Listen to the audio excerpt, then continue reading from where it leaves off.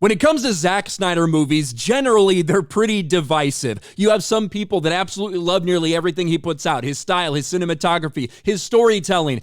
And then you have another group of people that absolutely despise it. And they tend to hate nearly everything that Zack Snyder's a part of. So when Netflix made the big announcement that Zack Snyder's coming on board, they're giving him a shit ton of money, and he's going to make Rebel Moon, which is based off his failed Star Wars pitch, you had some people interested. Could this be something, a new original IP that he's created, not attached to another franchise, not do anything like that, but instead a wholly Zack Snyder thing? His fans certainly were excited, and his critics, quite frankly, probably weren't expecting much. But now the first reviews and reactions are starting to drop for Rebel Moon on Netflix.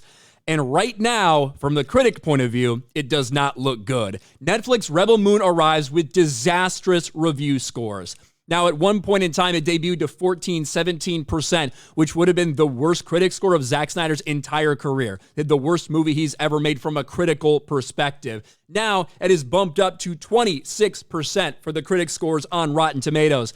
Now, famously, he's had a couple critical flops like Sucker Punch, like Batman v Superman: Dawn of Justice. Those were both in the 20% range. Even though I would say critics don't like Zack Snyder that much, most of his movies end up in the 50, 60, kind of 70%, right around there. But apparently the critics are not feeling this movie. Look at the top critic score.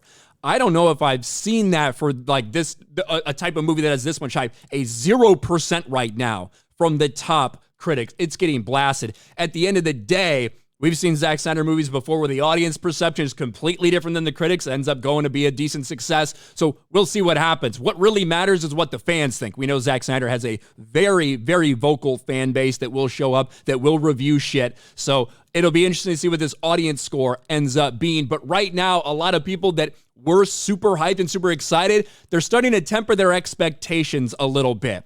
I'll be honest, a couple years ago, I liked almost everything Zack did in the DCEU. A couple years ago, I might have been excited for something like this. Not today. I'm not super excited for the next Zack Snyder thing, I'll tell you that much. But at the same time, the idea of a new IP, creating your own universe, something like that, I do think it's going to get a lot of attention, and I don't think that the audience score is going to end up being like we just saw here. But it'll be interesting to see what the overall reaction is. Let's take a look at this article real quick. If you work in content production at Netflix, you're looking at a DEFCON 1 level event when it comes to the initial reception of the massively expensive blockbuster Rebel Moon. Zack Snyder's Rebel Moon Part 1, A Child of Fire, has critic reviews rolling in, and they are extremely bad. I just read a review called it the cinematic equivalent of an NFT, a surface of the sun level burn. Before Snyder defenders leap to his defense, Snyder's generally not hated by critics. The majority of his films, from Dawn of the Dead, 300, Watchmen to Justice League, have a score somewhere between 60 and 70%. There are a few low ones, Batman v Superman at 29, Sucker Punch at 22, but as it stands, Rebel Moon is the lowest. As we said, the score went up a little bit, so officially not the lowest. I did not think Sucker Punch was a good movie at all. Netflix has invested a huge amount of money and hype into Rebel Moon, which was branded as Zack Snyder's Star Wars because it's based on an actual rejected Star Wars pitch. It's just part 1 of 2, where a second film will arrive in April of 2024.